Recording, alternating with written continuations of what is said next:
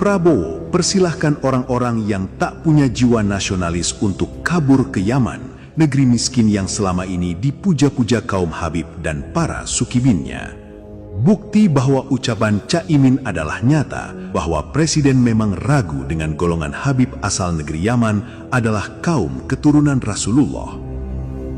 Manusia paling aneh di PMI ya Nusron Wahid. Ya toh? Wong Pak Prabowo saja ragu kepada habaib. Nusron itu habaib. Kita dijajah, kita diadu domba, kita diinfiltrasi. Terus gerakan ini, gerakan itu, Indonesia gelap. Matanya burem, Indonesia gelap. Indonesia terang. Ada yang mau kabur, kabur aja. Kok kabur aja ke sana?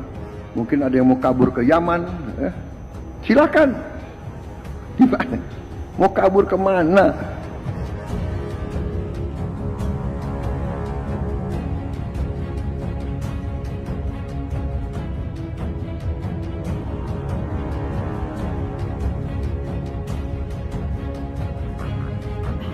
Jika ada yang menganggap masa depan Indonesia gelap, bahkan sampai ada tagar kabur dulu aja karena menganggap saking gelapnya masa depan Indonesia, maka silahkan kabur saja.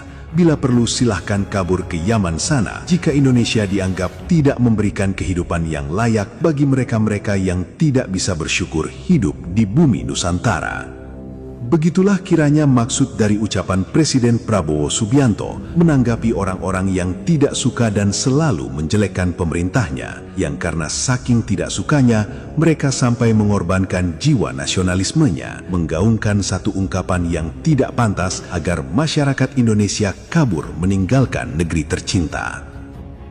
Ada hal menarik yang menjadi perhatian publik ketika Presiden menanggapi mereka-mereka yang tidak suka dengan pemerintahannya, yaitu ketika Presiden memilih diksi silahkan kabur ke Yaman saja, menanggapi mereka yang gembar-gembor kabur saja menghindari gelapnya masa depan negara. Pertama, Presiden memilih diksi silahkan kabur ke Yaman dan bukan ke negeri yang lainnya. Ini membuktikan ucapan Muhaimin Iskandar sebelumnya bahwa Presiden Prabowo memang sudah ragu dengan golongan Habib asal negeri Yaman adalah kaum keturunan Rasulullah. Tapi Nusron Wahid sebagai menterinya malah sibuk mengunjungi kaum Habib di mana-mana, yang mana itu semua sama sekali tidak ada hubungannya dengan tugas dia sebagai menteri dalam bidang agraria. Kedua, Presiden Prabowo sepertinya bukan tanpa alasan sengaja memilih diksi silahkan kabur ke Yaman dan bukan ke negeri yang lainnya. Besar kemungkinan Presiden sudah memahami betul bahwa di negeri ini ada satu gerombolan manusia yang setiap hari kerjaannya menanamkan doktrin di kepala umat Islam Indonesia bahwa negeri asal mereka Yaman adalah tanah yang sangat mulia. Kakek moyang mereka di Yaman adalah manusia-manusia pilihan yang kemuliaannya tidak bisa ditandingi manusia jenis apapun di atas dunia. Jika keyakinan semacam itu menjadi konsumsi pribadi mereka, para Habib Yaman, itu tidak akan pernah menjadi masalah. Masalahnya adalah mereka mendoktrinkan itu kepada umat Islam bangsa Indonesia, disebarkan dan diajarkan seolah-olah itu adalah ajaran agama Islam. Nama-nama leluhur mereka orang Yaman terus diangkat, dibesar-besarkan, dan bahkan dijadikan simbol keagungan. Umat Islam bangsa Indonesia yang sedari awal menganggap bahwa golongan mereka adalah kaum keturunan Rasulullah pun menjadi sangat mudah untuk percaya, sehingga berakibat bangsa Indonesia menjadi bangsa yang tidak memiliki kebanggaan atas dirinya, tidak mengenal kebesaran para leluhurnya, karena di dalam otak mereka sudah penuh dengan cerita tentang betapa leluhur orang lain adalah manusia-manusia hebat dan mulia yang tiada tandingannya di atas dunia. Kemudian orang lain datang dari negara lain ke sini, tiap hari membanggakan leluhurnya, tiap hari bercerita keunggulan leluhurnya, tiap hari kita harus mendengarkan riwayat-riwayat leluhurnya.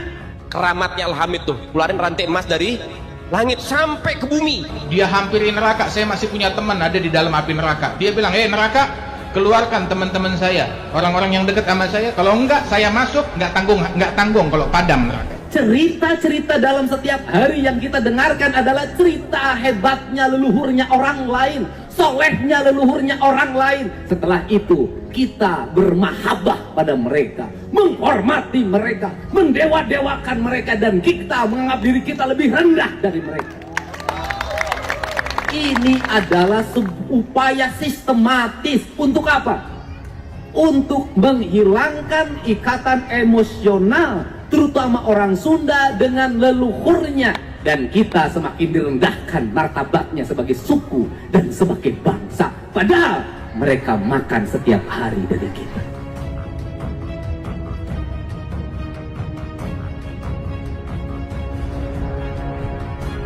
Sikap superioritas yang selama ini ditampakkan oleh golongan Habib asal Yaman mendoktrin kepada umat Islam bangsa Indonesia tentang betapa agung dan mulianya tanah leluhur mereka.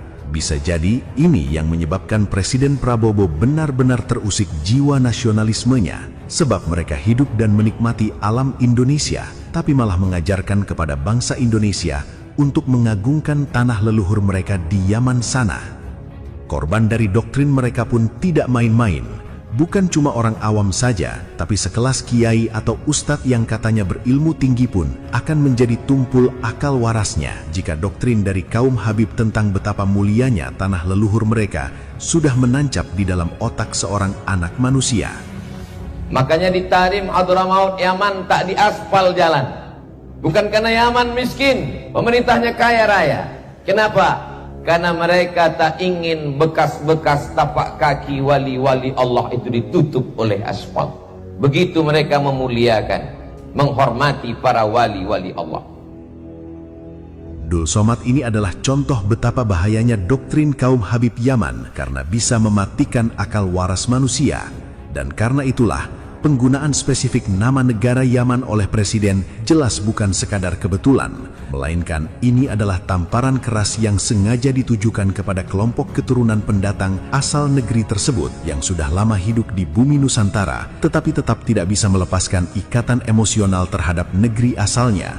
Bahkan yang lebih parah, golongan itu mendoktrinkan kepada umat Islam bangsa Indonesia agar ikut mengagungkan tanah asal mereka, yang sedikit banyak hal tersebut jelas bisa melunturkan jiwa nasionalisme bangsa Indonesia terhadap tanah airnya.